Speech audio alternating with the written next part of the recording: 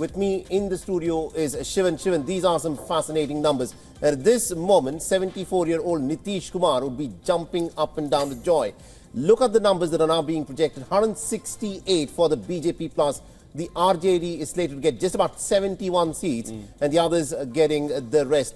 This is, if these are trends and leads and if these continue to hold, we're now 2 hours into the counting of the votes. This is a landslide victory for the JDU BJP combined. Yeah, and again, we'll have to be cautious. We can't call it a victory until it's finally there. These are the trends and the predictions. But I was just seeing our own graphic and we see the NDA leaping ahead of where the numbers for the Mahagathbandhan were. But at this point, Saleh, if this is exactly where it's going to end, I think by 11, if this continues the way it is right now, where they're more than twice 2 times ahead of the number of seats that the Mahagathbandhan and the Grand Alliance seem to have. But, and I mentioned this earlier as well, that the race between the JDU and the BJP seems to be a more interesting race to watch because they kind of tied at 74, 75. That's an interesting point that you raised because it is now a race within the leading combined of the BJP and JDU as to who in fact gets more number of seats. But apart from Nitish Kumar, you know, the other people who will be jumping up and down with joy are the pollsters who've been getting repeatedly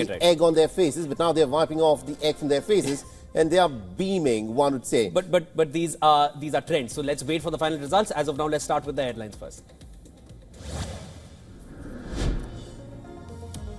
The ruling NDA looks set for a landslide after crossing the majority mark in the very early trends in Bihar. The RJD emerges as the single largest party within the Grand Alliance, even though it is now significantly trailing the NDA combined.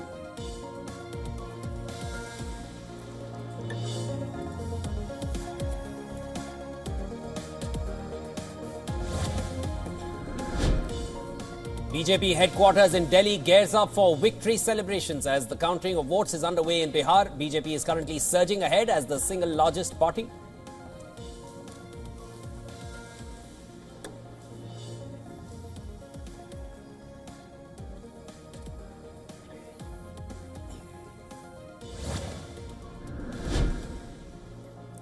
The JDU candidate and the political strongman Anant Singh is now leading from the Mokama seat. The RJD candidate Veena Devi, who is the wife of the rival Bahubali Surajbhan Singh, is trailing in the seat.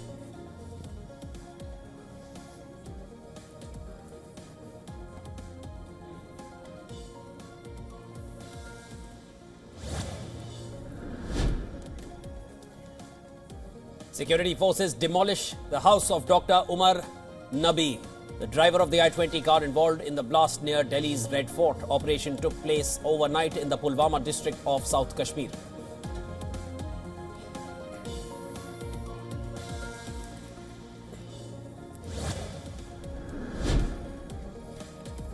The Ukrainian emergency services say that the Russian attack on the capital city of Kyiv has resulted in the death of 1 person and has wounded at least 15 others.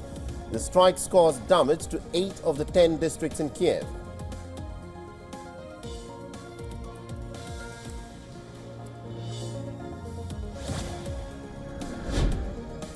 Landslides triggered by torrential rains in Indonesia's Java island killed 2 people and left 21 others missing. Rescuers are searching for the 21 reported missing.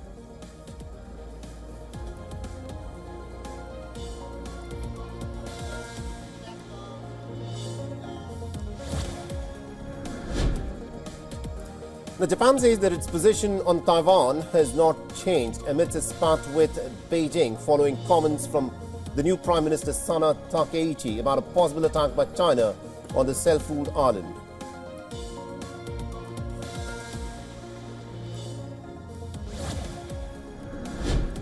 South Korea President Lee Jae-myung says his country will move forward with the United States in building nuclear-powered submarines after a long-awaited security and trade agreement was finalized.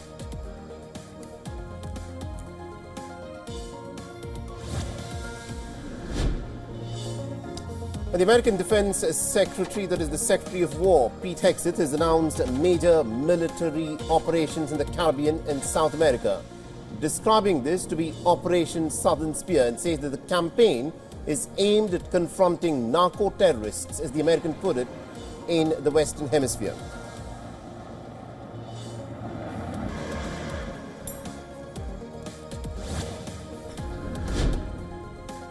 Federal workers are back on the job after Trump signed a bill ending the record 43-day government shutdown. The House passed the measure 222-209, restoring food, aid, pay and air traffic operations. But funding runs only until January 30th, setting up another potential showdown.